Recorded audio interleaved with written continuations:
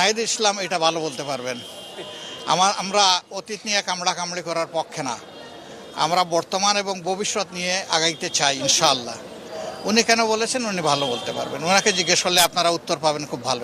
দেশের আইন শৃঙ্খলা পরিস্থিতি বাংলাদেশের স্বাধীনতার পর কখনো একটু ভালো হয়েছে, কখনো খারাপ হয়েছে।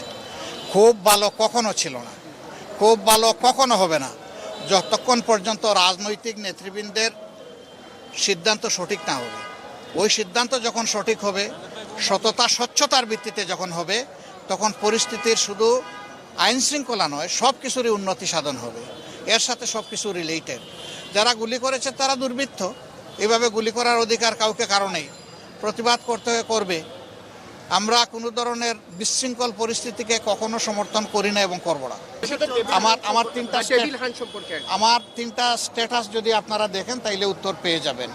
আর ডেভিল হান্ট, যেটা রিয়েলি ডেভিল তো আছেই সমাজে, সেই ডেভিল হান্ট যদি হয় 18 কোটি মানুষ সশস্ত্র বাহিনী সহ যারা যৌথ বাহিনীর এই অভিযান পরিচালনা করবেন তাদের জন্য দোয়া করবে এবং তাদের সাথে থাকবে। সত্যিকারের ডেভিলরা যদি হান্ট হয়। আমরা অফিসিয়ালি এখনো কোনো প্রার্থী ঘোষণা করি নাই, এটা আমাদের প্রাথমিক সিলেকশন। ইলেকশন বহু সামনে রয়ে গেছে, অনেক দূর। ইলেকশন যখন কাছে আসবে তখন আমরা ফাইনাল সিদ্ধান্ত নেব। তখন যাদেরকে বিভিন্ন আসনে নমিনি হিসেবে দেওয়া হবে বা ক্যান্ডিডেট হিসাবে দেওয়া হবে তারাই ক্যান্ডিডেট হবে। এটা সবসময় সঠিক না। নির্বাচিত সরকার বলেই তো যারা 15 বছর ছিলেন তারাই তো এই দেশের এই অবস্থা বাজিয়েছেন। তো সরকার নির্বাচিত হলে গেলেই যে ভালো সরকার হবে এটা বলা যাবে না। আমি আগেই বলেছি যে ভালো সরকার হতে হলে ভালো মানুষের দ্বারা সরকার গঠিত হতে হবে। এই জন্য অতীত যার ভালো, বর্তমান যার ভালো, আশা করা যায় ভবিষ্যৎ তার ভালো হবে। নির্বাচন তো আমরা সবাই চাই, পরিস্থিতি সৃষ্টি তো করতেই হবে।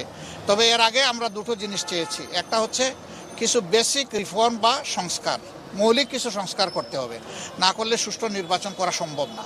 এই অবস্থায় যদি একটা নির্বাচন দেওয়া হয়, এটা নির্বাচনের জেনোসাইড, নির্বাচন গণহত্যা হবে। আমরা এটা চাই না। আমরা চাই গণহত্যার পরে একটা সুষ্ঠু নির্বাচনের পরিবেশ সৃষ্টি করে তারপরে নির্বাচন দেওয়া।